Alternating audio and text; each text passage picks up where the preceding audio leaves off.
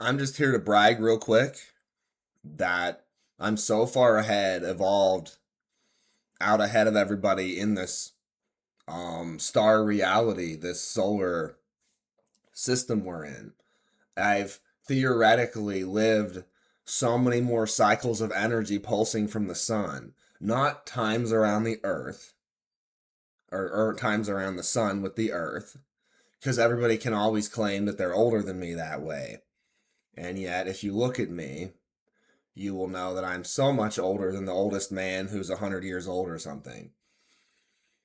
Um, I'm so evolved, and Grant, because of his health problems, he had no choice but to try to evolve quicker than he was dying of cancer. So that lasted for a while. So he was on the ride with me into the future early. What this means is I've seen stuff in space that nobody else is even beginning to describe, like quasi moons. Now, I was just talking to my father and another guy, and they've never heard of this. Their brains are not allowing them to comprehend this. They don't care because it's not in their reality. They've never evolved and actually grown realistically enough through their lives for 70 or 80 years to actually see this in the sky. Now, they just reported that these quasi satellites are more numerous than they were stating, and that some of them are almost as large as the moon. This article is probably lying. Now, what these satellites do, if I could find the right article, is that they orbit around the sun and then keep up with the Earth for a period.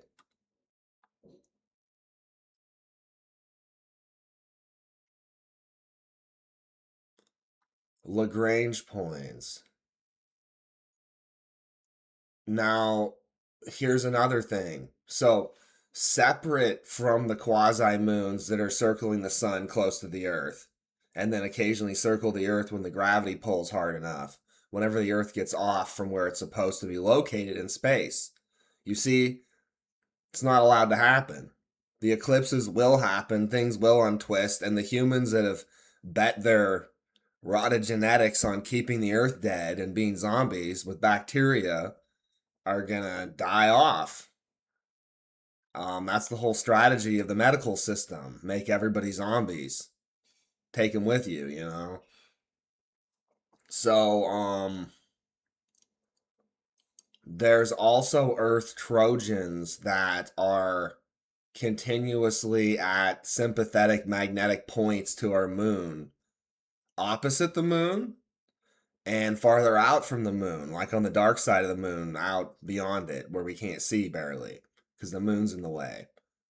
There's large objects, almost as big as the moon, in Lagrange points. So that's Earth Trojans.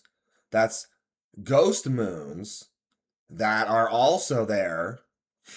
I'm trying to point out how everybody's been lying for so long and how much you've all been dying while I've been living. These ghost moons are formed out of all the dust that escaped from Earth during all the dust apocalypses in the 1900s. And now they're two big giant moons, L4 and 5. When have you ever heard of them?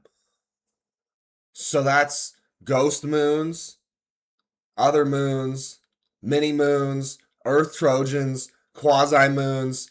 There are infinite things that are large and impressive revolving around Earth that you guys just can't see. Also, in my version of day to day living, every year about Saturn comes around and swings in close versus the Earth, and it's like visible from a zoom camera with like 35x. We got great footage a few years ago. So nobody ever says they can do that. It's supposedly way out there. So you guys are way out there dead because your system isn't working right and mine is. So if you want to survive as the next generation past these old fogies, you're gonna need to eat some real organic food and stop ignoring the celestial events going on around you. What I mean by that is the energy of them, the magnetism, the magic of it.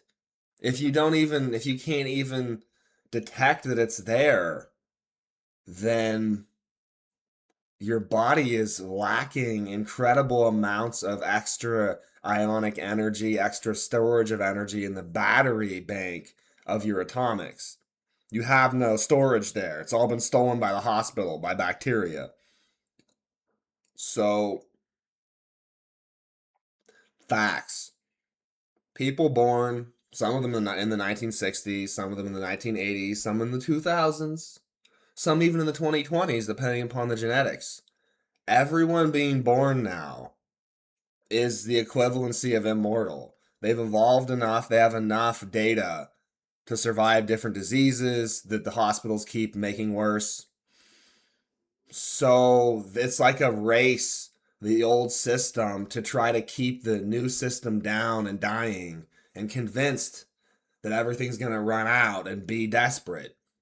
Like my parents, they could be great people all the time, and yet programmed into them is this belief that everything's going to get bad, and then when it does, you just go along with it, sort of like everybody does. And I didn't go along with when things went bad. So I was tortured, basically murdered, yet I'm still here somehow. So